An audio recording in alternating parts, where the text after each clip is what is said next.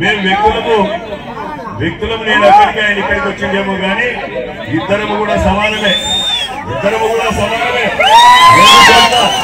రెండు చోట్ల పార్టీని గెలిపించుకోవాల్సిన బాధ్యత ప్రతి ఒక్కరి మీద ఉంది.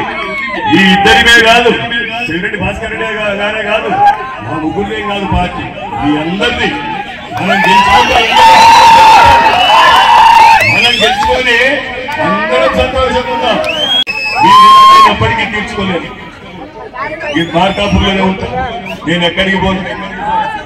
అక్కడ వైఎస్ఆర్ కాంగ్రెస్ పార్టీ నాయకుల కార్యకర్తల కృషితోటి, ప్రజల ఆశీస్సులతోటి, పెద్దల యొక్క సహకారంతో, జగనన్న ఆశీస్సులతోటి తప్పనిసరిగా అక్కడ అన్నారాంబాబు గెలవబోతున్నాడు. ఎలాంటి ఇబ్బంది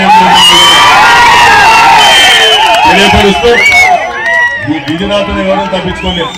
మీకు నాకు రుణం తెలియదు. చాలా నిధులు రావాలంటే, నియోజకవర్గంలోకి రావాలంటేనే ఏడుపక్కనే తక్కువ. అంత అభిమానం అనేది పెనవేసుకున్నారు. కానీ నాయకుడి ఆదేశాలని పాటించాల్సిన బాధ్యత ఒక కార్యకర్తగా నాకు ఉంది.